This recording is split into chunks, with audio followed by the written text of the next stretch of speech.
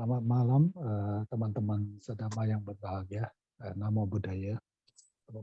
Malam ini kita akan mendengarkan pembabaran dari Ramat Ratna Rukmana untuk Sutta Samyutta Nikaya yang kita bahas secara berurutan dan berkesinambungan setiap hari Selasa malam ya. Sebelum mulai kita baca dulu Wandana untuk mengagungkan Sang Bhagawa. Namo tassa bhagavato arahato sama sambuddhassa. Namo tassa bhagavato arahato sama sambuddhassa. Namo tassa bhagavato arahato sama sambuddhassa. Ya, silakan narasumber. Ya, terima kasih Pak Dhani. Selamat malam Bapak dan Ibu. Terpujilah Guru Agung Sang Buddha. Namo Buddhaya. Namo Buddhaya.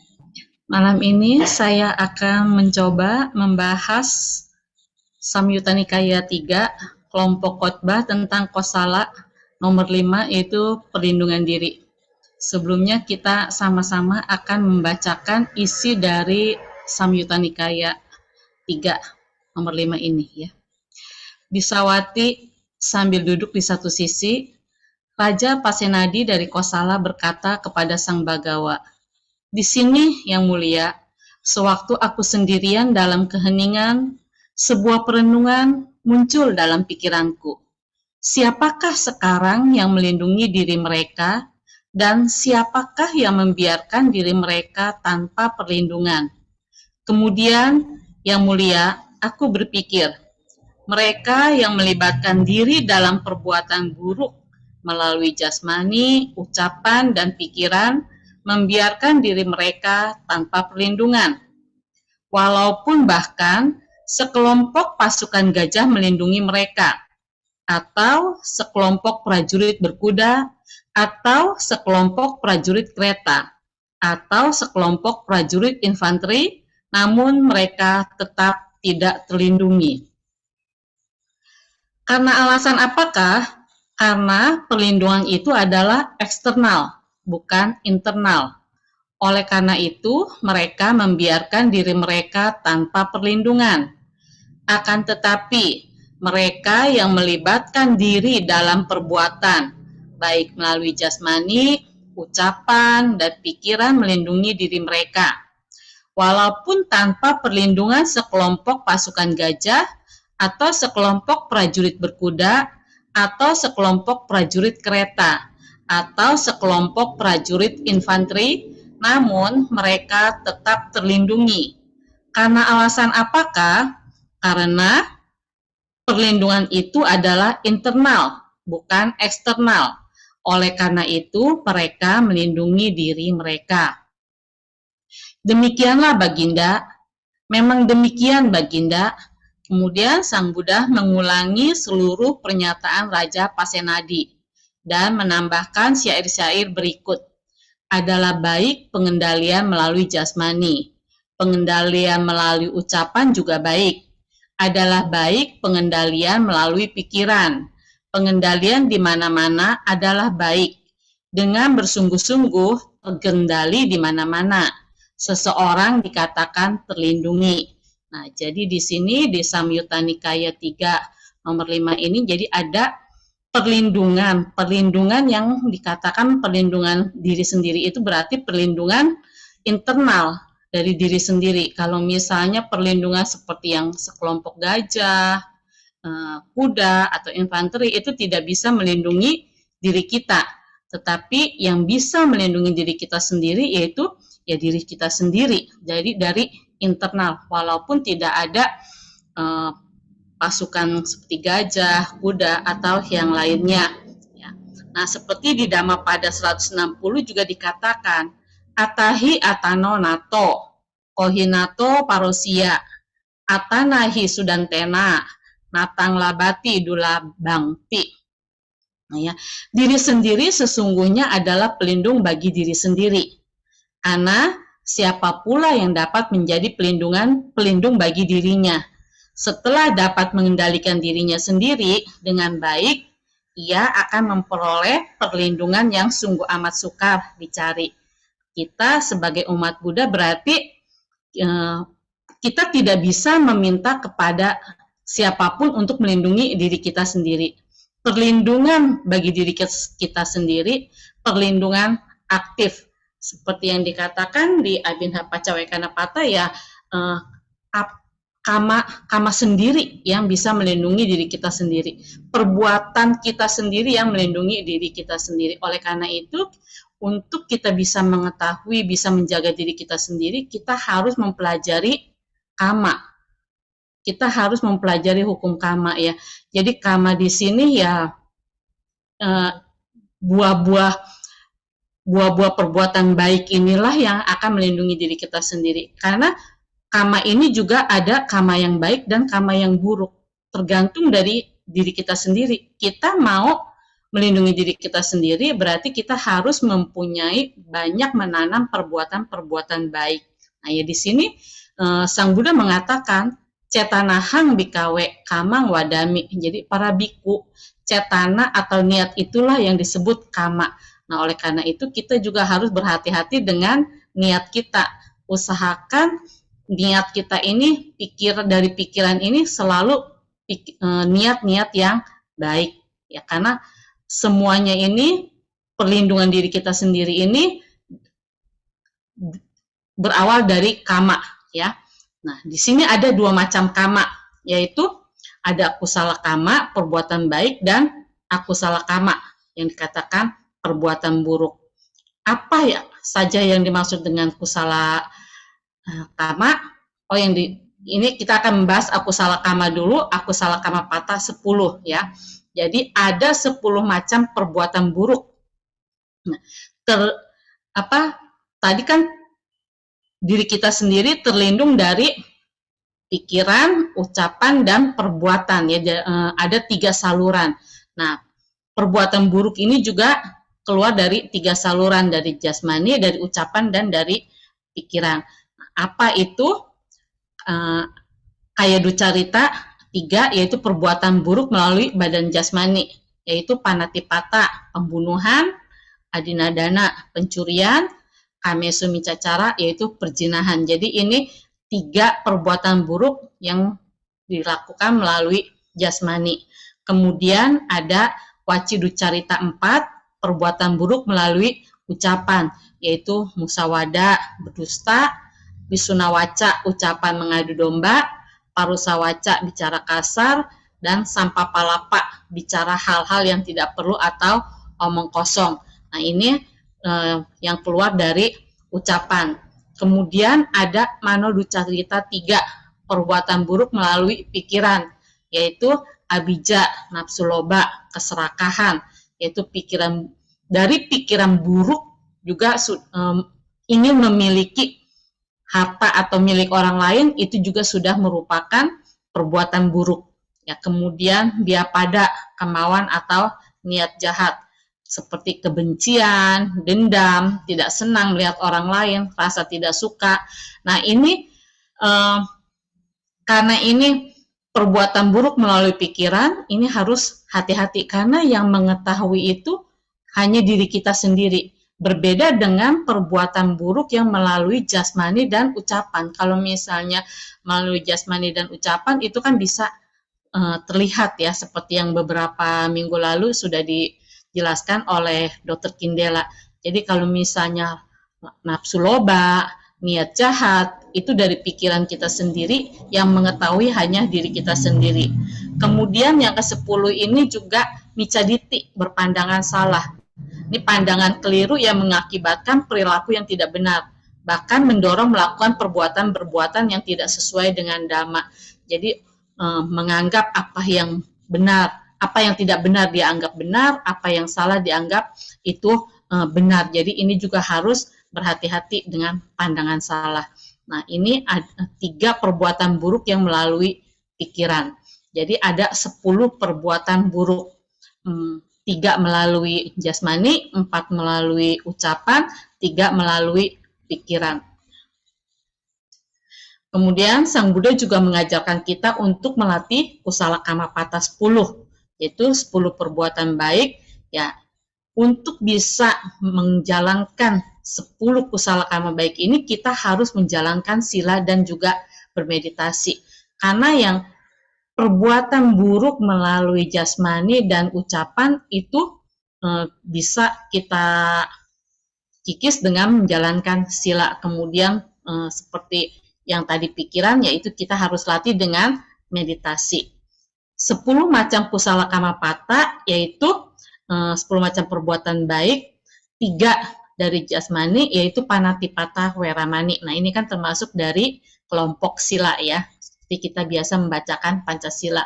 Yang pertama, panatipata weramani, menahan diri dari pembunuhan makhluk apapun, tidak hanya manusia, tetapi juga makhluk kecil sekalipun. Juga dapat dikembangkan dengan melepas makhluk hidup atau fungsen. Jadi di sini untuk tidak membunuh, kita harus mengembangkan metta dan karuna dengan cara ya melepas makhluk hidup ya. Kemudian yang kedua, adinadana weramani, menahan diri dari mencuri atau mengambil barang yang tidak diberikan oleh pemiliknya. Nah, ini juga harus hati-hati. Kadang kalau misalnya kita merasa seperti kalau misalnya lagi pergi jalan-jalan melihat pohon, kita petik, nah itu juga harus hati-hati ya, berarti itu juga sudah mengambil barang yang tidak diberikan. Nah, di sini juga dianjurkan untuk aktif melakukan kegiatan sosial untuk kepentingan orang banyak, ya berlatih mengembangkan kemurahan hati dengan berdana, untuk kita bisa menjalankan adinadana weramani, menahan diri dari mencuri. Kemudian kamesu micacara weramani, menahan diri dari perbuatan asusila atau perjinahan. Ini kita harus mengembangkan merasa puas dengan satu istri atau merasa puas dengan satu suami. Kemudian yang perbuatan baik melalui ucapan ada 4, yaitu musawada weramani, menahan diri dari berdusta atau perkataan yang tidak benar. Kemudian pisunaya wacaya weramani, menahan diri dari ucapan mengadu domba. Parusaya wacaya weramani, menahan diri dari bicara kasar. Kemudian yang sampapalapa weramani, menahan diri dari bicara hal-hal yang tidak perlu atau omong kosong. Secara aktif menggunakan ucapan kita untuk mengajarkan dhamma kepada keluarga kita, mengajak orang-orang terdekat kita untuk melakukan perbuatan baik. Jadi dengan melalui ucapan kita bisa melakukan perbuatan baik. Nah, untuk Manusucarita 3, perbuatan baik yang melalui pikiran, kita berusaha untuk tidak memiliki nafsu loba atau anabija. Kita harus mengembangkan sifat-sifat tidak serakah, tidak menginginkan harta milik orang lain. Jadi di sini kita harus memiliki rasa puas ya, rasa puas sesuai dengan kebutuhan, bukan sesuai dengan keinginan. Kemudian abaya pada, tidak memiliki kemauan jahat. Di sini kita tidak membenci orang lain, bahkan makhluk lain. Jadi kita harus mengembangkan cinta kasih dan kasih sayang. Nah, untuk bisa mengembangkan cinta kasih dan kasih sayang, awalnya kita harus mengembangkan cinta kasih kepada diri kita sendiri. Kalau misalnya kita mengembangkan perasaan loba atau mengembangkan perasaan iri hati, berarti itu kita tidak memiliki cinta kasih kepada diri kita sendiri. Kenapa kita tidak memiliki cinta kasih pada diri kita sendiri? Dengan kita memiliki pikiran loba atau kita dengan memiliki pikiran iri hati, itu berarti kita sudah melukai diri kita sendiri. Tanpa disadari kita sudah melukai diri kita sendiri, sudah membuat kotor batin kita. Ya, oleh karena itu di sini dikatakan kita harus belajar meditasi untuk mengetahui ada hal-hal negatif seperti sifat serakah, sifat iri. Nah, kalau misalnya muncul hal-hal yang buruk itu bisa kita sadari. Nah, dengan kita bisa menyadari, kita menyayangi diri kita sendiri, berarti kita bisa juga mengembangkan cinta kasih ini kepada orang lain. Dengan kita memiliki cinta kasih, kita bisa mengembangkan kasih sayang kepada semua makhluk. Ya, jadi untuk bisa memberi kasih sayang kepada semua makhluk ya harus dimulai dari diri kita sendiri. Ibaratnya kalau misalnya kita ingin memberi sesuatu kepada orang lain, ya kita kan harus memiliki apa yang kita ingin berikan. Misalnya saya ingin memberikan minuman, berarti saya harus memiliki minuman tersebut, baru kita bisa memberikan kepada orang lain. Begitu pula kalau kita ingin mengembangkan cinta kasih kepada semua makhluk, berarti awalnya kita harus memiliki cinta kasih pada diri kita sendiri. Setelah kita memiliki cinta kasih pada diri kita sendiri, baru kita bisa memberikan kepada orang lain. Ya. Nah, jadi di sini kita diajarkan untuk mengembangkan cinta kasih kepada semua makhluk secara universal. Kita biasa mengatakan sabe sata bawantu sukitata, tapi cobalah kita mengatakan itu benar-benar keluar dari dalam batin. Ya, bukan hanya label saja, tetapi kembangkan cinta kasih pada diri kita sendiri. Cinta kasih itu sudah berkembang, kemudian baru kita berikan kepada semua makhluk. Kemudian yang ke-10, samaditi, berpandangan benar. Berpandangan benar ini kita harus mengetahui mana yang baik, mana yang tidak baik, mana yang benar, mana yang tidak benar, yang salah ya. Jadi kita tidak terperosok, tidak terbawa dengan hal-hal yang buruk. Selanjutnya, nah, jadi kama ini tidak lepas dari tunimba lahir atau kelahiran kembali. Karena kalau misalnya mengapa saat ini kita masih tunimba lahir terus? Karena kita masih memiliki bahan bakar. Bahan bakar itu ya kekotoran batin, pengotor batin inilah yang menjadi bahan bakar kita bertunimba lahir terus-menerus. Oleh karena itu, ya untuk bisa melindungi diri kita sendiri, seperti yang tadi ada 10 perbuatan baik, ada 10 perbuatan buruk. Nah, agar kita bahan bakar kita itu bisa berkurang, ya kita harus mengembangkan 10 perbuatan baik. Nah, kalau misalnya kita bisa mengembangkan 10 perbuatan baik, nah di sini kita di alam kehidupan secara agama Buddha kan ada 31 alam kehidupan. Kalau misalnya kita memiliki berbuat banyak perbuatan baik, ya ini kan bisa mengondisikan kita terlahir di alam berbahagia. Ya, bisa juga sedikit demi sedikit mengikis kekotoran batin ya. Jadi di sini kita bisa mencapai tujuan, yaitu terbebasnya dari kekotoran batin. Nah, di sini yang tadi kita mempelajari kama, ya kama kan jadi berfungsi untuk melahirkan makhluk-makhluk di salah satu 31 alam kehidupan. Kama yang berfungsi melahirkan makhluk-makhluk di salah satu 31 alam kehidupan ini dinamakan janaka kama. Jadi setiap kali kita melakukan perbuatan, baik perbuatan baik maupun perbuatan buruk, nah itu ada yang dikatakan jadi bahan bakar atau janaka kama. Kemana nih nantinya kita akan terlahir kembali. Ya, jadi janaka kama ini yang mendorong kelahiran makhluk-makhluk ya di alam bahagia. Kalau misalnya banyak melakukan perbuatan baik, yaitu alam bahagia seperti alam dewa, Brahma, alam manusia. Ataupun kalau misalnya kita banyak melakukan perbuatan buruk, janaka kama ini akan mengondisikan kita terlahir di alam menderita, ya seperti neraka, alam binatang, alam peta, atau alam asura. Nah, ini hasil dari perbuatan yang sudah kita lakukan. Nah, kemudian di sini janaka kama ini ya bisa memperkuat, ada kama yang bisa memperkuat atau mendukung janaka kama yang dikatakan upatambaka kama. Jadi upatambaka kama ini kama yang mendukung atau memperkuat janaka kama. Kalau misalnya kita sudah melakukan perbuatan baik, nah ini sering-sering melakukan perbuatan baik, ini didorong jadinya, dikatakan kama yang mendukung. Seperti kalau misalnya perbuatan baik didorong menjadi sebelumnya. Nah, jadi perbuatan baik ini bisa didorong menjadi lebih baik lagi Atau kalau misalnya katakan ada yang perbuatan buruk didorong menjadi lebih buruk lagi ya. Jadi ini yang dikatakan upatambaka kama sebelumnya jadi kama yang mendukung atau memperkuat janaka kama, kama yang searah. Jadi di sini semakin memperburuk buah kama buruk yang dilakukan atau semakin menyempurnakan buah kama baik yang dilakukan. Jadi janaka kama dari perbuatan baik mengondisikan seseorang lahir sebagai manusia.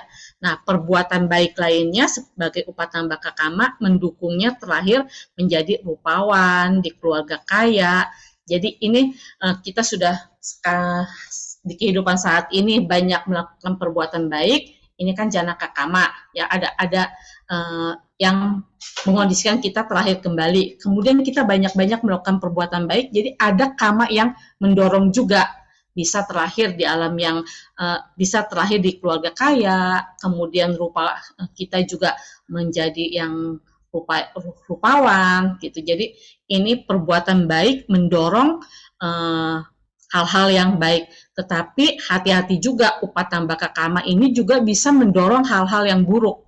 Kalau misalnya kita sering melakukan perbuatan buruk, nah ini bisa kita terkondisikan ya lahir di alam yang menderita. Atau kalau misalnya lahir di alam manusia pun ya bisa lahir cacat, juga lahir di keluarga yang tidak berkecukupan, rupawannya juga bentuk wajahnya juga kurang bagus ya. Nah, ini jadi ini kama yang mendukung atau memperkuat ya.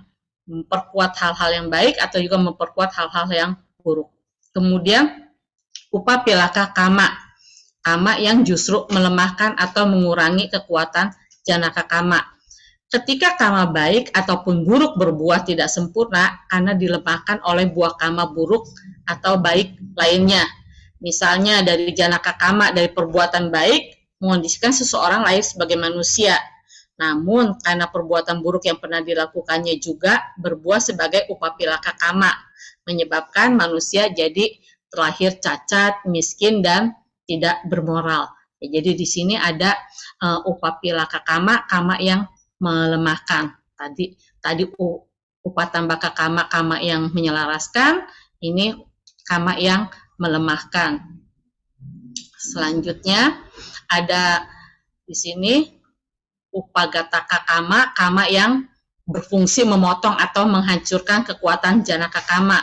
Misalnya janaka kamanya mengondisikan kelahiran sebagai manusia, tetapi karena ada upagataka kama bekerja menyebabkan umurnya sebagai manusia sangat singkat. Seperti misalnya seseorang lahir sebagai manusia, tetapi di dalam kehidupannya itu banyak melakukan perbuatan buruk, misalnya melanggar sila, begitu bermabuk-mabukan. Nah, ini bisa jadi memotong ya. Harusnya dia misalnya umurnya sekian, tapi karena melanggar sila, nah itu bisa memotong. Atau misalnya terjadi kecelakaan, nah ini ada upagataka kama. Ya, kama yang memotong.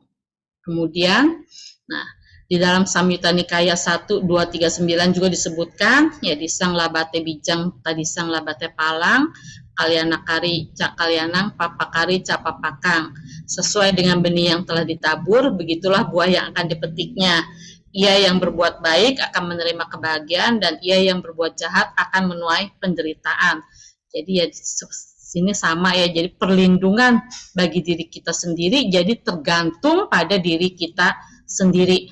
Apa yang kita lakukan baik melalui perbuatan, ucapan, dan pikiran, itulah yang akan melindungi diri kita sendiri. Kemudian tadi kan ada 10 akusala kamapata. Nah, di sini ada panatipata. Nah, sila ke-1 ini adalah secara harfiahnya pembunuhan suatu perbuatan dapat dikatakan membunuh atau pembunuhan bila ada 5 faktor yang mendasari perbuatan itu terpenuhi, yaitu adanya makhluk hidup, menyadari bahwa makhluk hidup itu masih hidup, berkehendak untuk membunuhnya, kemudian ada usaha untuk membunuhnya, dan makhluk itu mati akibat pembunuhan. Ya. Dengan ada 5 faktor ini berarti sudah melanggar panatipata ya, sila ke-1. Kemudian akibat dari perbuatan membunuh ini, apapun alasannya akan memberi akibat buruk, akusala wipaka bagi pelakunya, walau kadar berat ringannya berbeda. Akibat berat bila pembunuhan dilakukan terhadap orang tua, rohaniwan, atau orang suci, guru, atau terhadap binatang yang mempunyai ukuran tubuh besar dan bermanfaat bagi kehidupan manusia. Nah, seperti jadi ada akusala garuka kama ya, 5 perbuatan buruk yang membunuh orang tua, ayah dan ibu, memecah belah sangga. Nah, itu ya, jadi ada akusala garuka kama ya. Kemudian seorang pembunuh akan menanggung akibat perbuatan buruknya berupa lahir kembali dalam keadaan cacat, berwajah dan perawakan tubuh yang jelek, berbadan lemah dan berpenyakitan, idiot, penakut dan senantiasa diselimuti perasaan cemas, dibenci, dimusuhi orang serta tak berkawan, dipisahkan dari orang yang disayangi, dicintai, juga berusia pendek dan terbunuh oleh berbagai sebab. Nah, ini sebab-sebab akibat dari melakukan pembunuhan. Kemudian sila kedua adalah adinadana yang secara harfiah berarti pencurian. Suatu perbuatan dapat dikatakan pencurian apabila ada 5 faktor yang mendasari perbuatan itu terpenuhi, yaitu adanya barang atau benda milik orang lain, mengetahui barang atau benda itu ada pemiliknya, berkehendak mengambilnya, berusaha mengambilnya, dan berhasil mengambil melalui usaha itu. Jadi ini terpenuhinya adinadana. Akibat dari perbuatan mencuri, dilahirkan kembali dalam kemiskinan, tidak mempunyai banyak harta benda dalam penghidupan sekarang, menderita kelaparan, tidak berhasil memperoleh apa yang diinginkan, menderita kerugian atau kebangkrutan dalam usahanya, sering ditipu atau harta bendanya ludes karena bencana. Kemudian sila ketiga adalah kamesu micacara yang secara harfiah artinya asusila. Suatu perbuatan dapat dikatakan sebagai perbuatan asusila apabila faktor yang mendasari hal itu terpenuhi, adanya objek, mempunyai kehendak, ada usaha atau upaya untuk berbuat asusila dan berhasil melakukannya. Ya, jadi ini faktor dari terpenuhinya sila ketiga. Perzinahan dapat mengakibatkan mempunyai banyak musuh atau dibenci, terlahir kembali sebagai waria, mempunyai kelainan jiwa, senantiasa gelisah, gagal bercinta atau sukar mendapat jodoh, dipisahkan dari orang yang dicintai, dan tidak mendapat kebahagiaan berumah tangga. Ini akibat dari perzinahan. Sila keempat adalah musawada yang secara harfiah artinya berbohong. Ucapan dikatakan suatu pendustaan atau berbohong bila 4 faktor yang mendasarinya terpenuhi. Ada objek, mempunyai kehendak untuk berdusta, berusaha berdusta, kemudian orang lain mempercayai kata-katanya. Ya, jadi ini 4 faktor dari musawada.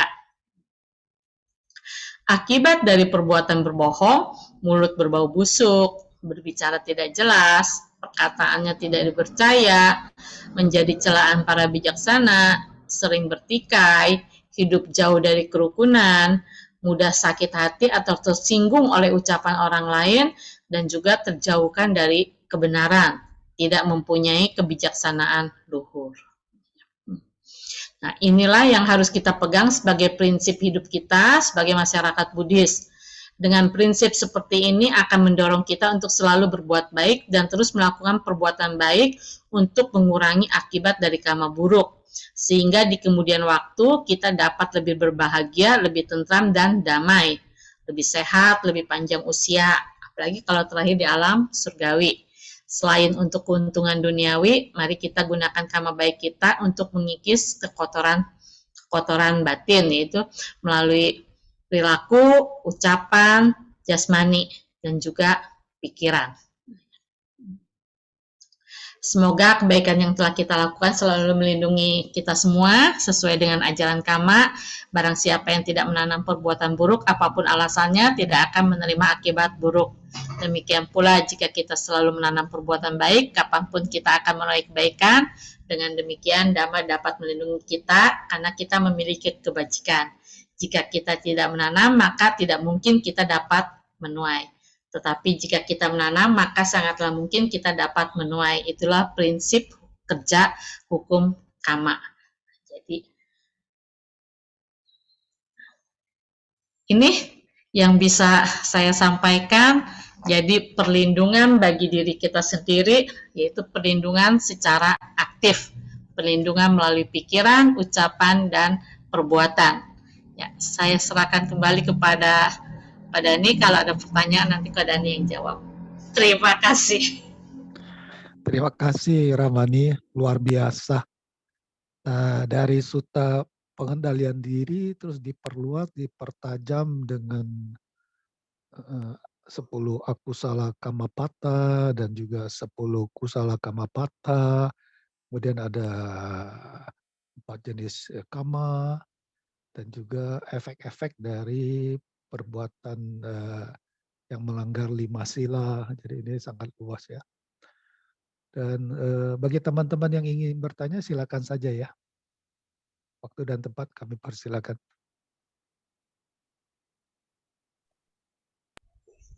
Cirana, saya tanya Cirana. Ya, kalau nggak bisa. Kalau berjudi atau jadi bandar judi, itu termasuk pelanggaran sila nggak? Termasuk pelanggaran sila, ya. Sila yang mana yang dilanggar? Bermata pencaharian yang tidak benar, itu termasuk di Jalan Mulia Berunsur 8 ya Pak Dhani ya. Tapi di sila juga kan berjudi itu bisa juga menipu ya.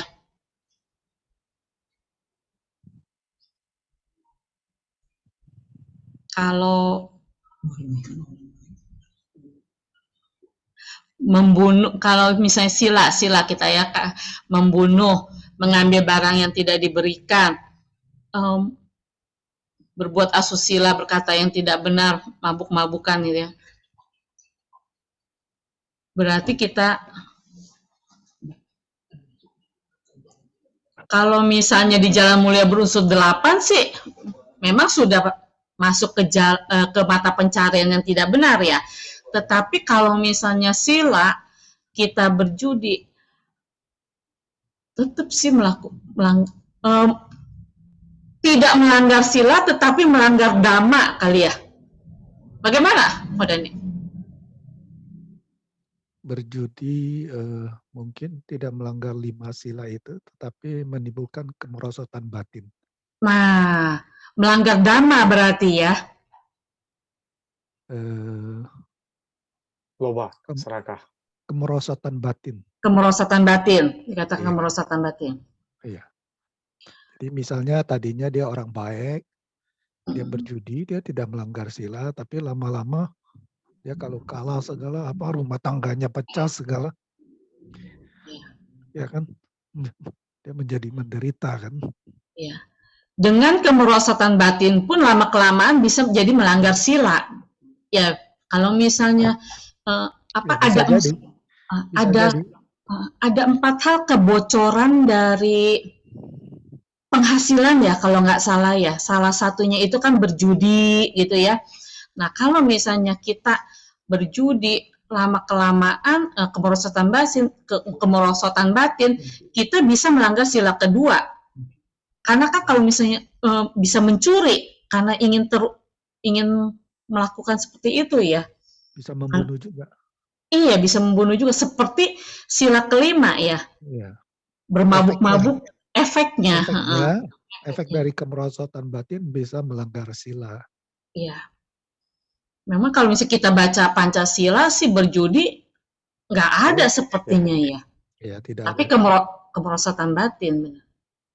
Kalau di Jalan Mulia Berunsur 8 sudah pasti itu mata pencarian yang tidak benar ya kalau misalnya di Jalan Mulia Berunsur 8. Iya. Ya, Ya, makasih. Terima kasih. Ya, makasih Kodani. Ya. Sama-sama. Ya. Mungkin ada lagi kita diskusi aja ya, soalnya saya juga sambil belajar nih, masih belajar. Aduh. Silakan yang mau bertanya. Malam Kodani, Bang Sira. Nah, Ya, Pak Sam. bukan Malam, Pak Sam. menyambung tadi Ko Sisi kan ada bicara tentang itu kan yang berjudi. Bagaimana yang pengusaha judinya gitu. Pengusaha judi. Bandar judi. Bandar judi. Ya benar, bandar judinya. Bagaimana dengan itu? Itu yang pertama. Yang kedua kan di Mas Sira itu kan kita katakan jangan membunuh, jangan ini, oke lah. Ada hasilnya gitu. Tapi kan di dalam kehidupan sehari-hari kita, kemungkinan kan banyak pelanggaran yang kita lakukan. Jadi misalnya kan mungkin aja secara tidak sengaja pembunuhan bisa terjadi, secara tidak sengaja pencurian bisa terjadi. Biarpun yang harus maksud saya. Jadi kalau menurut si Ratna, yang akibatnya itu apakah di kehidupan ini aja, ataukah kalau kita berpikir 5 ini kita langgar nih, ya kan? Tidak mungkin salah satu aja yang kita tidak langgar. Kemungkinan setiap hari atau sebulan itu pasti ada pelanggaran, kemungkinan. Jadi apakah itu berlaku semuanya gitu, akibat tersebut? Makasih, Cirana. Ini di saya suara kuasanya putus-putus deh, nggak jelas. Jadi maksudnya bandar judinya itu ya, bandar judinya gimana? Bandar judi juga termasuk bermata pencarian tidak benar kan? Bukan itu. Yang pertama kan memang bandar judi. Ya. Bandar judi, bagaimana dengan bandar judi? Apakah ada pelanggaran, melanggar silakah atau pelanggaran yang manakah, atau dari 8 jalan utama itu pertama. Yang kedua kan yang saya tanyakan itu kan dijelaskan pelanggaran yang dilakukan oleh dengan 5 sila misalnya gitu kan, dikatakan kok misalnya kita membunuh, misalnya salah satunya masa waktu kita kan berkurang, ya kan. Jadi yang saya tanyakan itu kan misalnya apakah dengan kita kan mengetahui bahwasanya setiap hari itu kan pasti ada salah satu pelanggaran kita lakukan, kemungkinan. Jadi apakah hukum ini berlaku setiap saat, atau hukum ini mana yang dominan yang berlaku gitu loh. Makasih kok, Cirana. Ya, terima kasih Kuasen. Saya coba jawab ya. Jadi kalau misalnya si bandar judi udah pasti dia bermata pencarian yang tidak benar. Nah, untuk buah-buahnya itu di kehidupan saat ini pun kemungkinan batinnya tidak tenang karena memiliki mata pencarian yang tidak benar, melanggar dhamma, juga melanggar peraturan pemerintah. Nah, ada pelanggaran-pelanggaran ini mengondisikan batinnya tidak tenang. Nah, kalau misalnya buah dari perbuatan baik, buah dari perbuatan buruknya itu menjadi bandar judi, nah kalau misalnya kita mengetahui yang kama ini ada hasil-hasil kama. Jadi kan ada 7 jawana ya, 7 jawana. Nah, apabila kita melakukan perbuatan, itu kan ada yang berbuah di kehidupan sekarang, ada yang berbuah di satu kehidupan selanjutnya, ada yang berbuah di kehidupan selanjutnya sampai tak terbatas. Nah, di kehidupan sekarang pun dia merasa perbuatan menjadi bandar judi juga sudah berbuah, tidak tenang, kadang juga gelisah, misalnya bertemu dengan petugas seperti polisi atau apa, walaupun dia mungkin Kalau misalnya bandar judi yang sudah besar ya mungkin malah berteman dengan aparat mungkin ya. Tapi kan tetap aja ada perasaan tidak tenang. Nah, itu juga sudah merupakan buah. Di kehidupan berikutnya ya, kemungkinan juga bisa berbuah, misalnya di kekayaannya bagaimana, seperti itu. Karena kan pasti dia menjadi bandar judi, cetanannya apa? Ingin memiliki harta kekayaan yang banyak, tapi dengan cara yang tidak benar. Nah, ini juga kan ada keserakahan. Nah, di situ ada dari pikiran yang buruk. Nah, itu juga akan membuahkan hal yang buruk. Ya, jadi pastinya di kehidupan sekarang berbuah, di kehidupan yang akan datang juga pasti berbuah. Tetapi kita tidak bisa mengatakan hukum karma itu 1 ditambah 1 itu 2, karena hukum karma itu acintea. Setiap momen per momen itu ada buahnya. Jadi kalau misalnya kondisinya tepat, pasti akan berbuah. Tidak menunggu nanti-nanti. Kalau misalnya saat ini kondisinya tepat, ya pasti berbuah. Seperti saat ini juga, cetana kita mendengarkan dhamma ini untuk apa? Nah, itu pun ada buahnya. Ya, jadi seperti yang tadi dikatakan, karma itu kan karena ada cetana atau niat. Nah, apa niat kita? Niat baik atau niat buruk? Kalau misalnya niat kita baik, tetapi pada saat ini buahnya buah buruk, ya kita juga harus bisa menerima. Karena kan pastinya kita memiliki biji-biji yang telah kita tanam. Pada saat ini, walaupun kita banyak berbuat baik, ya misalnya masih banyak menerima perbuatan buruk, ya kita harus bisa menerimanya. Karena banyak, setiap momen itu pasti memiliki yang dikatakan tadi janaka kama. Kapan waktunya tepat, pasti dia berbuah. Sekarang banyak melakukan perbuatan buruk, tapi kok dia hidupnya enak ya. Nah, itu bukan berarti perbuatan buruknya itu tidak berbuah. Kondisinya yang belum tepat. Mungkin Kodani bisa bantu tambahkan, silakan. Udah bagus begitu, udah luas. Ko Hasan mungkin sudah puas atau belum? Oke, Kodani udah puas. Yang penting penanya puas. Baik, terima kasih.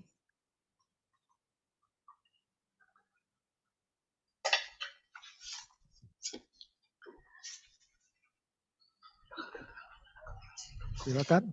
Siapa lagi yang mau bertanya?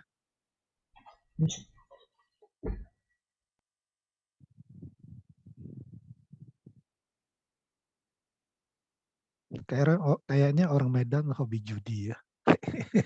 Kok Hasan tanya judi?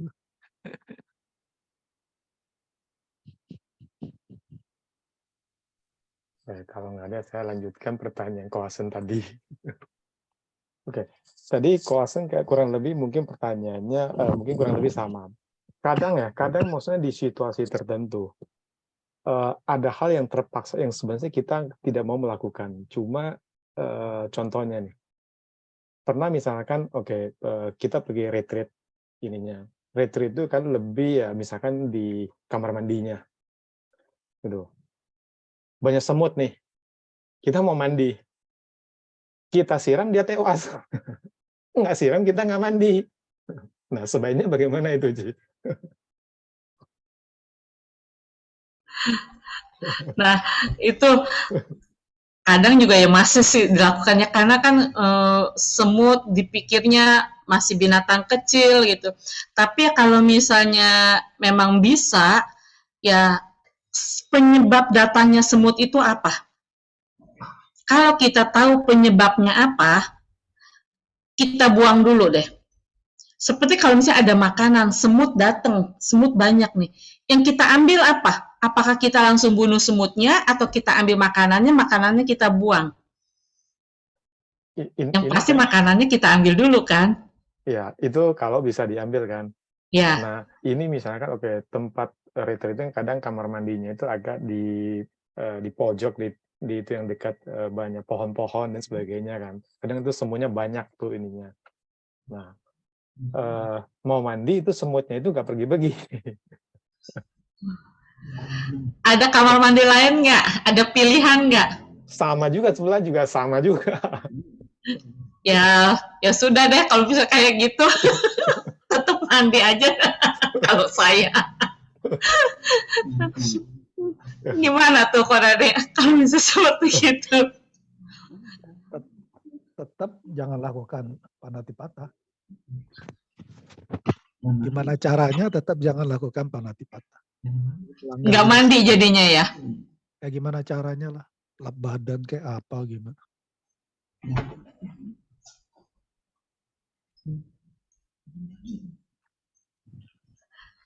Atau karena seperti itu. Waktu Ya? itu yang saya lakukan, saya tunggu yang lain masuk dulu. Jadi nunggu kamar mandinya udah bersih dari semut mandi terakhir.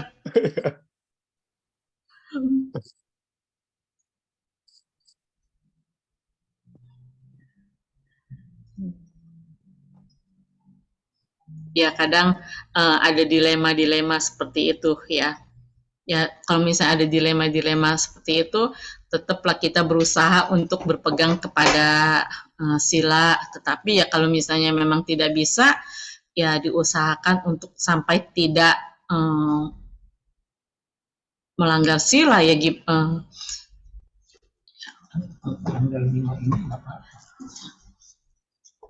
Iya, kalau misalnya seperti tadi kan pelanggaran sila ke-1 itu kan kita udah tahu ya ada makhluk itu, ada makhluk hidup, tahu. Tapi di sini kan kita tidak berkehendak membunuh, tapi tidak berkehendak membunuh, cuma kalau misalnya kita mandi tetap aja jadi terbunuh ya, jadi tahu ya. Cuma memang tidak ada usaha untuk membunuhnya, tapi kematian itu ya pasti ada sih, karena kalau misalnya kesiram air kan semutnya pasti mati ya.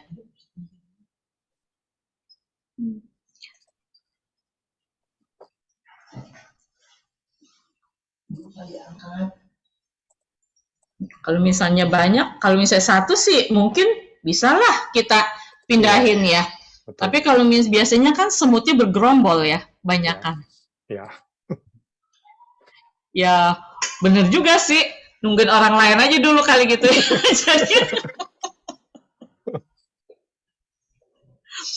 Cuma ya kalau misalnya mandi berarti ya udahlah lihat airnya aja gitu. Kalau misalnya saya seperti kemarin pergi ke daerah gitu ya, waduh mau buang air kecil, lah kenapa di toiletnya banyak semut? Saya pikir bekas siapa orang yang buang air kecil nih. Kalau misalnya di toilet banyak semut, saya pikir wah ini orang yang bekas buang air kecil ini apa kena diabetes ya. Biasanya kan kalau misalnya ada sisa-sisa air seni itu kan kalau misalnya orang diabetes banyak semut ya. Saya juga jadi bingung gimana ini mau buang air kecilnya ya. Tapi untung ada kamar mandi lain, jadi kita begitu lihat wah ada semut nih. Oh ya sudah, saya cari kamar mandi lain gitu. Tapi kalau misalnya nggak ada, ya mungkin apa ya terpaksa di lantai atau misalnya di mana lah gitu yang tidak ada tidak terkena semutnya.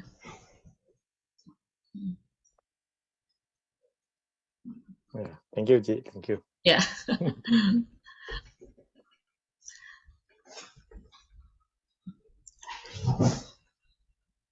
Tetap sih pasti ada resikonya ya, walaupun kita tidak berniat, kemudian binatang itu terbunuh, ya mau nggak mau lah itu sudah menjadi bagian dari kita ya. Tetap ya kalau misalnya udah tahu seperti itu, ya kita banyak melakukan perbuatan baik lagi. Mau nggak mau, tetap udah tahu ataupun ya karena kita sekarang ini udah tahu, jadi setiap ada kesempatan ya banyak-banyak melakukan perbuatan baik. Setidaknya tidak ada niat, tidak ada usaha untuk melanggar sila.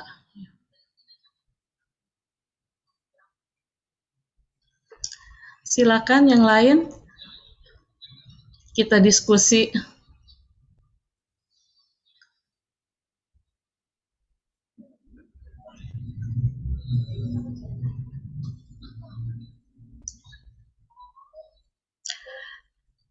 Kodani kalau misalnya yang tadi ya perlindungan diri dengan Atanatia Parita itu bagaimana tuh Kodani?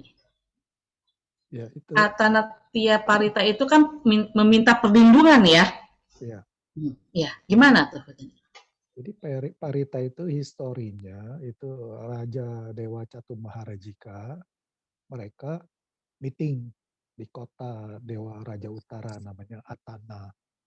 Mereka meeting karena banyak biku umat-umat Buddha yang di tempat-tempat hutan, tempat terpencil itu suka diganggu oleh Yaka, Gandaba, Kumbada, segalanya gitu. Nah, jadi mereka bikin Parita Atanatia Sutta diberikan kepada Sang Buddha supaya Sang Buddha memberikan kepada biku-biku. Jadi ini adalah perlindungan fisik supaya biku umat-umat tidak terganggu di hutan-hutan terpencil katakanlah gitu kan. Dan Sang Buddha memberikan kepada biku, artinya Sang Buddha memperbolehkan gitu kan. Nah, jadi kalau misalkan setelah membaca itu dan tetap diganggu, nanti mereka ada jenderal-jenderal Yaka, ada 36 jenderal Yaka yang bisa menghukum makhluk-makhluk spiritual itu yang membandel. Jadi di alam dewa itu ada juga banyak kota-kota. Atana, terus ada Kusita, para Kusita, segala macam itu. Di dalam waktu kita lagi baca Parita itu kan suka ada kalimat kurang lebih mungkin pengertiannya ya dengan kekuatan Buddha, dengan kekuatan Dharma, dengan kekuatan Sangha, semoga ya semoga apa gitu kan ininya kan biasanya kan ya dengan kekuatan Buddha, dengan kekuatan Dharma, dengan kekuatan Sangha. Nah, itu sebenarnya maknanya apa? Dengan ada maksudnya kekuatan Buddha, kekuatan itu padahal kan ya sebenarnya ya kan tergantung sama diri sendiri. Mungkin di sini dimaksud dengan kekuatan keyakinan kita kali ya jadinya ya kok Dani ya. Kekuatan Ratana Sutta jadinya ya. Banyak sih, maksudnya kayak di buku-buku Parita Biru itu kan ya kan bisa kan ya Sabha Buddha Nubawena, Sabha Dhamma Dumawena gitu kan. Nah, itu kan diterjemahin dengan kekuatan semua Buddha, kekuatan semua Dharma, kekuatan semua Sangha gitu kan. Habis itu ya ya semoga semua penyakit, semua ketakutan dan semuanya lenyap gitu kan. Nah, yang dengan kekuatan Buddha Dhamma Sangha itu dimaknai sebagai apa ya? Untuk yang lain-lain itu lenyap gitu.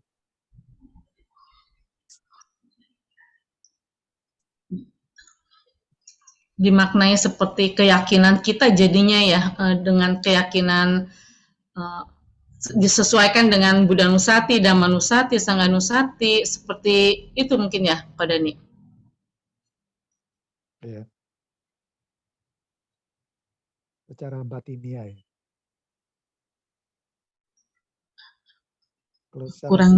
Kurang jelas Pak Dani. Siswanya para arahan, kan mereka sudah parinibbana. Kedengeran ya? Sekarang? Ya. Itu dimaknai secara batiniah ya. Karena secara fisik Sang Buddha dan para siswanya arahanta kan sudah parinibbana kan. Itu fisiknya. Terus secara batin karena kita merenung Sang Buddha adalah yang menemukan Dhamma, ya kan? Membabarkan Dhamma, kemudian Dhamma itu membawa yang melaksanakan menuju ke Nibbana, ya kan? Dan Sangha itu adalah yang penjaga Dhamma, yang melaksanakan Dhamma. Jadi secara batin kita merenung begitu ya.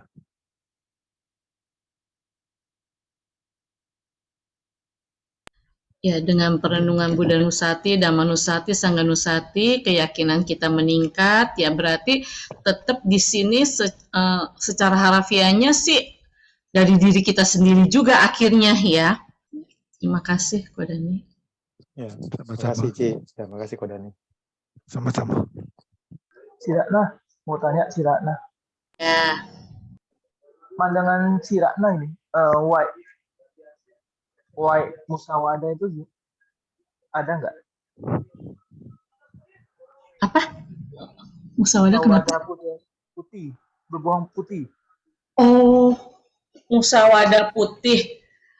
Ada nggak menurut si Ratna? Kalau misalnya kita kembali ke hukum kama, nggak ada ya, tergantung dari cetananya ya. Kalau misalnya kita ingin berbohong, ya tetap cetananya ya berbohong, kamanya ya kama buruk.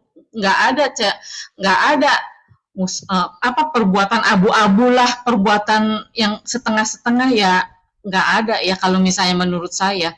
Ya musawada, tidak ada musawada white musawada atau apa gitu. Ya pastinya kan yang mengetahui cetana kita apa. Kalau misalnya kita ingin berbohong untuk kebaikan katanya. Ini kan berbohong untuk kebaikan, ya tetap aja cetananya apa. Kembali ke hukum kama kan. Sebenarnya ini hukum kama itu kan memang kita tahu apa yang di tabu itu yang dibuat. Cuma kan kadang-kadang kan cetananya itu kan terlalu pikiran kita itu terlalu batin kita terlalu halus tidak. Nah, karena ya kok kita bilang cetananya berbohong iya, tapi kan hati kita itu dia batinnya itu gimana? Berbohong ini biar untuk baiklah anak ini gitu. Biar berbohong lah untuk biar ada sesuatu hal itu bisa berubah. Jadi pandangannya berubah. Jadi kan di dalam cetananya itu kan ada sedikit sifat itu bukan sifat yang terlalu untuk berbohong, tetapi berbohong juga kan. Maksud saya gitu. Jadi apakah itu memang dikatakan bahwasanya ya itu tetap berbohong? Gitu. Makasih sih. Ya, kita kembali kepada momen per momen pikiran. Jadi tidak bisa dikatakan secara global semua begitu, karena pikiran itu kan momen per momen. Kalau misalnya pada saat musawada, yaitu momennya momen buruk, tapi ada keinginan baik, yaitu momennya momen yang baik. Jadi tidak ada yang namanya white musawada. Jadi pikiran itu, kecepatan pikiran itu kan sangat cepat. Jadi ya kita lihatnya momen per momennya. Ada yang buruk, ada yang baik, ada yang buruk, ada yang baik. Seperti saat ini, pada saat kita mendengarkan ini pun, ya kadang mungkin ada muncul perbuatan buruk, ada muncul pikiran buruk. Tapi kembali lagi pikiran baik. Jadi setiap saat ini momen per momen. Buah dari perbuatan baik, buah dari perbuatan buruk sesuai dengan kondisinya. Jadi ada perbuatan buruk, tetapi ada niat yang baik. Jadi ya perbuatan buruk tetap menghasilkan hal-hal yang tidak menyenangkan. Perbuatan baik pasti akan mengondisikan hal-hal yang menyenangkan. Jadi momen per momen. Mungkin kalau misalnya di sini ada Dr. Kindela nih, mungkin bisa dibahas secara abidama, secara momen per momen seperti itu ya, Dok ya. Kalau misalnya pikiran dari perbuatan-perbuatan seperti itu. Iya, selamat malam Bu Ratna, Kodani, dan yang lain semua. Sorry saya nggak buka kamera ya. Ya. Malam dokter ya. Iya, saya setuju sama Bu Ratna tadi. Kita pikirannya momen per momen, jadi bolak-balik itu nanti ada baik, ada buruk, itu kan cepat sekali muternya. Jadi memang harus dilihatnya kasusnya satu persatu. Kalau mau diurai, rentetannya bisa banyak banget, gitu. Ya, kali gitu. Ya, saya setuju sama Bu Ratna. Ya, terima kasih Dok Indela. Iya, Terima sama-sama. kasih, dokter. Mungkin saya juga mau nambahin deh. Silakan. Ya. Ya, yang tadi Bu Ratna bilang, saya setuju juga. Terus saya pikir sekarang sila itu kan dibuatnya untuk kebahagiaan kita ya. Untuk kebahagiaan kita, baik kehidupan sekarang maupun kehidupan yang akan datang. Kalau kehidupan sekarang itu kita juga demi nama baik kita ya, terus demi kita hidup harmonis dengan sesama. Nah, maka diciptakanlah atau ditentukanlah sila. Nah, mengenai PSK ini, dia disebut melanggar sila ketiga karena kalau ada yang dirugikan, itu kan membuat nanti keributan dan macam-macam ya. Seperti misalnya yang dirugikan itu istrinya atau suaminya karena pasangannya misalnya. Kalau PSK perempuan biasa ya, perempuan berarti si istrinya merasa dirugikan. Nah, itu mungkin sudah melanggar tuh. Kalau istrinya merasa dirugikan, nanti kan akibatnya pun akan tidak harmonis ya keluarganya ya. Walaupun mungkin itu tidak melanggar hukum di negara tersebut. Yaitu sejauh itu. Terus kedua, demi kesehatan fisik, dari kesehatan fisik juga tidak bagus ya. Berbahaya juga. Sudah begitu, kalau kita mau mencapai tingkat-tingkat kesucian, itu juga tidak baik karena mengumbar loba ya. Jangan bilang dengan yang pasangan gak sah, dengan pasangan sah aja loba kan masuknya gitu. Jadi kalau menurut saya sih, ya mungkin di suatu negara bisa legal, tapi tetap sih sebaiknya dihindarin ya. Kalau menurut saya sih karena kerugiannya jauh lebih banyak daripada keuntungannya. Untungnya apa sih? Nah itu udah gitu. Ya makasih Bu. Terima kasih. Nah, ya. Jadi tentang yang tadi ya, Buddha Nubawena, kekuatan Buddha itu ya. Saya jadi ingat ada kisah di Suta, itu anak kecil yang terlantar di gerbang luar kota oleh orang tuanya. Terus dia mau diganggu oleh yaka, ya kan. Kemudian dia mengucapkan Namo Buddhasa gitu. Nah, mendengar itu yakanya langsung kabur gitu loh. Sehingga ini terdengar di telinganya Raja Pasenadi. Jadi Raja Pasenadi itu heran. Nah, itu kejadian waktu Sang Buddha masih hidup. Kemudian kalau kita menimbang-nimbang banyak alam dewa itu yang menjadi murid Sang Buddha. Mereka sudah mencapai Sotapanna, Sakadagami atau Akagami ya. Nah, jadi mungkin setelah mendengar kita membacakan kekuatan Sang Buddha, mereka akan membantu juga seperti kasus anak kecil itu. Iya, seperti kalau misalnya kita sering baca parita yang dikatakan ada, oh nanti ada kwijin gitu. Sebenarnya ya karena kita banyak melakukan perbuatan baik itulah kali ya para dewa senang dekat dengan kita. Jadi kalau misalnya ada hal-hal yang buruk itu ya bisa maksudnya diri kita itu bisa terlindungi ya karena apa? Karena dari perbuatan baik kita banyak makhluk-makhluk yang baik dekat dengan kita ya membantu untuk melindungi kita. Seperti itu kali ya, Pak Dani ya. Ya, boleh juga. Kehasilnya bagus, baik. Iya. Para dewa juga membantu. Iya. Kadang kan kalau misalnya anak cerita, oh ya pernah cerita, ya itu mau dirampok HP, tapi kan ternyata bisa gitu kan. Saya bilang ya itu karena kan ya banyak yang membantu karena oleh karena itu harus sering banyak lagi melakukan perbuatan baik. Jadi setiap kali ada hal yang buruk tidak berbuah ya saya bilang banyak lagi berbuat baik gitu. Jadi ya untuk terus melakukan perbuatan baik ya karena untuk melindungi diri kita sendiri. Silakan Ya. Kirana, kedengaran ya. Saya setuju sih dengan yang tadi Dok Indela ya. Walaupun itu memang dikatakan ya sumir, tapi kan kita kembali lagi kita ingin kalau misalnya kita ingin sehat, ya kan kalau misalnya kita seperti jajan di luar seperti itu kan bisa mengondisikan penyakit, nama baik kita juga kan bisa tercemar, itu ya kebahagiaan di rumah tangga juga kan bisa terganggu ya. karena pasti akan ada percekcokan, karena kan kalau misalnya sudah suami istri merasa ini milikku, ini diriku, ini aku, ya, ini milikku, jadi sepertinya kan ya suami milikku, istri yang milikku, kenapa dia berselingkuh dengan orang lain, ini juga kan bisa menjadi percekcokan, tidak ada kebahagiaan.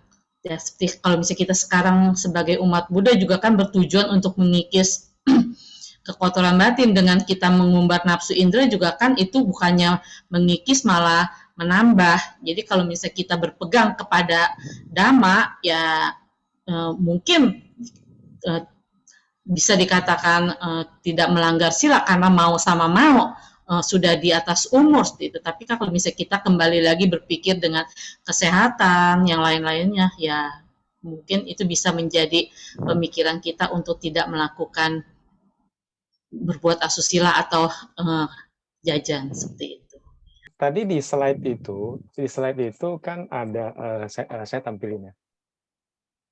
Sebentar.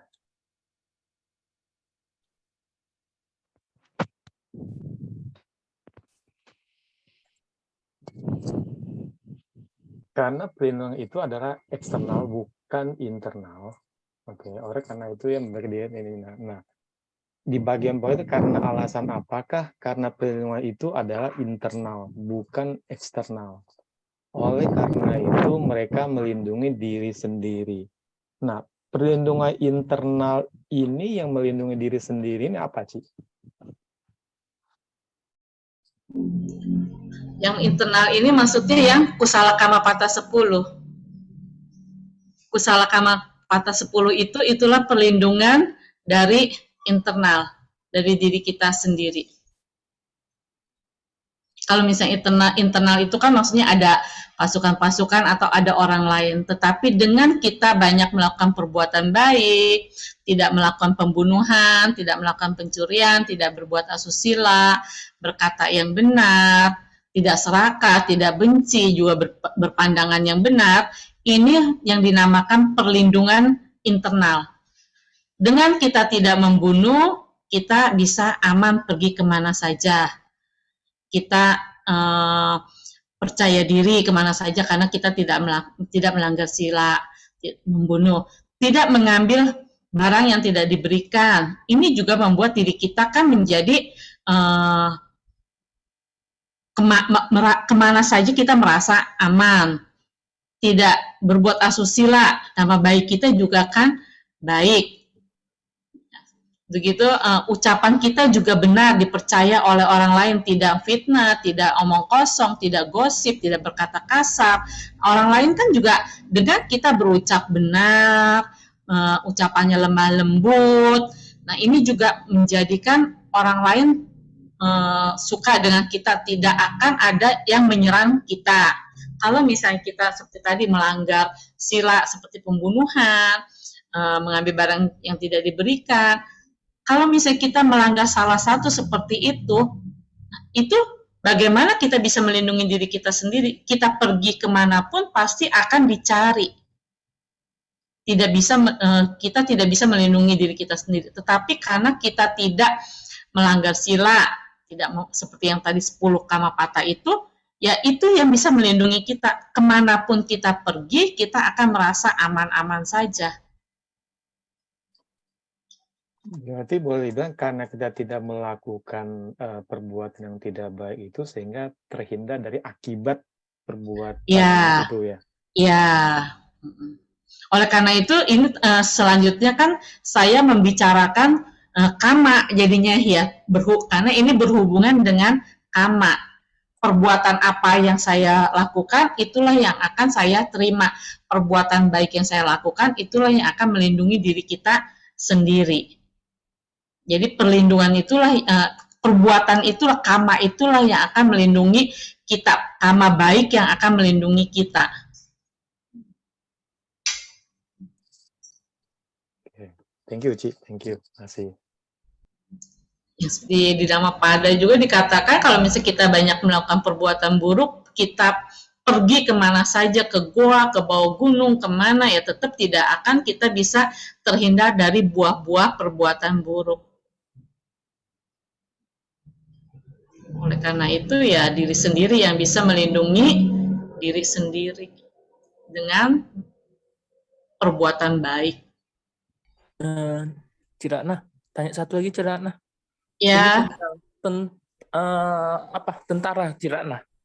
ya, Kalau kita lihat secara harafiah kan, kalau kita membunuh kan pelanggan sirah. ya. Tapi di lain pihak, tentara itu kan membela negara, ya kan? Apakah gimana? Niatnya itu kan membela negara kan? Apakah niatnya itu membela negara atau niatnya itu membunuh? Jadi ada dua sisi di dalam itu. Bagaimana menurut Cirakna? Nah, ini juga suatu tugas ya. Tugas, jadi tidak ada niat seperti yang cerita tentang Algojo itu kan, dia harus membunuh banyak orang. Saya lupa cerita detailnya, tapi dia banyak membunuh orang, kemudian dikatakan itu kan bukan cetana dia gitu loh. Jadinya mungkin Kodani inget ya cerita tentang Iya, Algojo. Algojo yang capai Sotapana. ya, Algojo yang capai Sotapana. ya. Padahal dia sudah banyak membunuh kan ya.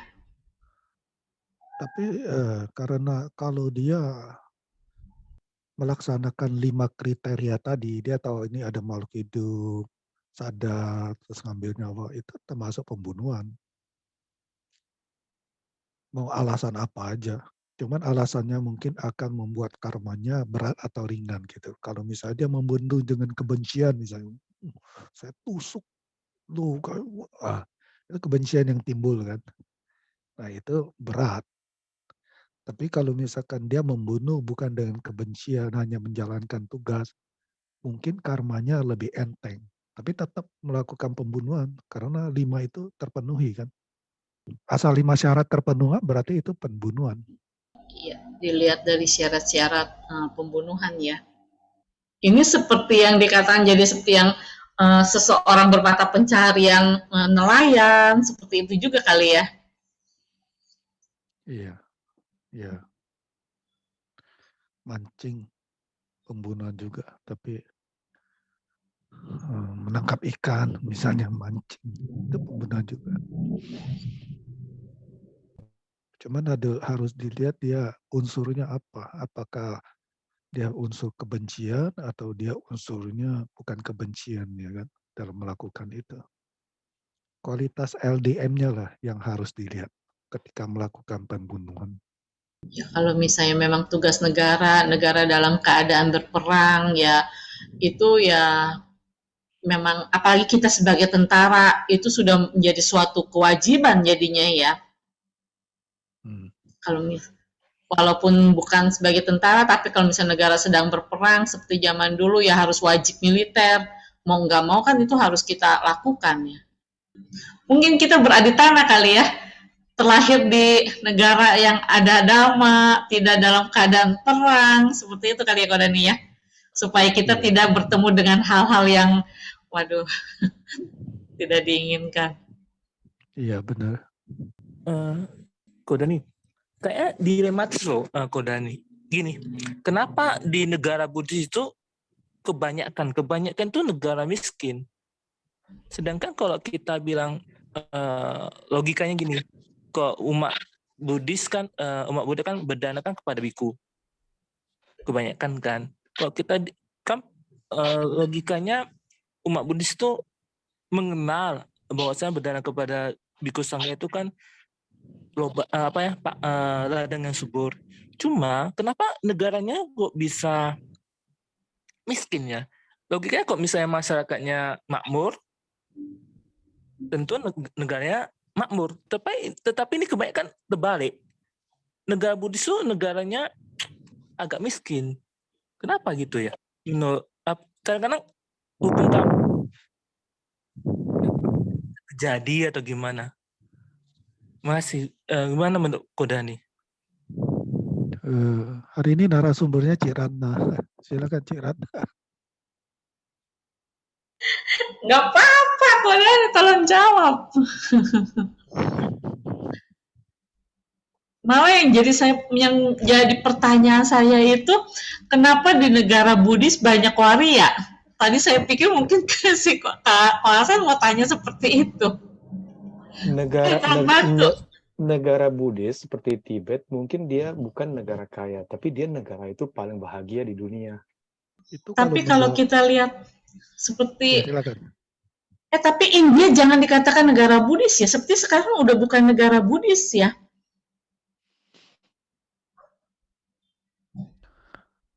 Itu yang kita lihat itu kan cuman momen saat ini saja, ya kan? Saat ini negara Buddhis itu miskin-miskin, banyak yang miskin-miskin.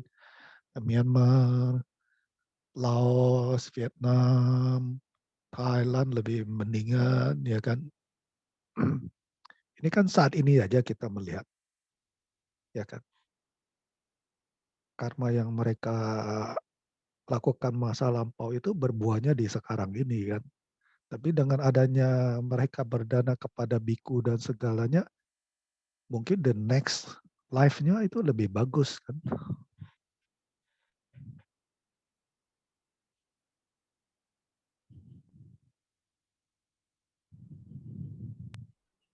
Mungkin gitu ya koasannya. Okay. Karena sebelumnya juga negara makmur juga ya kalau misalnya kita baca ya. Ya, seperti misalnya Yang Mulia Mahakasapa, dia biasa pindah patah ke daerah-daerah kumuh gitu. Karena dia ingin orang miskin berdana sehingga kehidupan yang akan datang mereka jadi tidak miskin lagi kan. Ada timbunan jasa kebajikannya itu. Makasih kawasan. Terima kasih. Silakan Cirana pimpin Patidana. Ya, terima kasih atas kesempatan yang diberikan kepada saya. Semoga pembahasan yang sudah saya berikan bisa menambah pengetahuan bagi kita semua dan bisa kita praktikkan sehingga kita bisa banyak melakukan perbuatan baik. Marilah kita limpahkan perbuatan baik yang sudah kita lakukan ini juga kepada sanak keluarga dan para leluhur yang telah meninggal. Semoga semua makhluk berbahagia. Kita membacakan Patidana, Pak Dani? Ya. Oh iya. Saya kalau misalnya kayak gini suka tiba-tiba blank, takutnya ntar malah jadi Pak Dani aja deh suka ntar lupa saya. Yang simpel-simpel aja ya. Etawata camehi sambatang punya sampadang sabe dewa anumodantu sabe buta anumodantu sabe satta anumodantu sabah sampati sidia idang menyatinang hotu sukita hontu nyatayo idang menyatinang hotu sukita hontu nyatayo idang menyatinang hotu sukita hontu nyatayo Kawatu sabba manggalang rakantu sabba dewata sabba buddha anubhavena sada sukhi bhavantu te.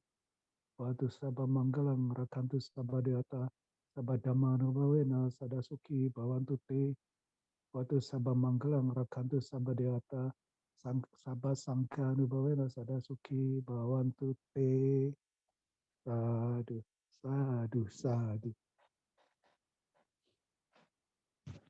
Terima kasih. Terima kasih Pak Dani. Teman-teman sedama semua. Terima kasih Ramani Ratna yang sudah berkesempatan mengisi acara hari ini. Terima kasih juga kepada Coach Wison sebagai host. Terus ada siapa lagi? Ko Asep, Dr. Kindela, Ko Fendi, Cik Juli, siapa lagi ya? Terima kasih semuanya. semua. Selamat malam. Terima kasih malam.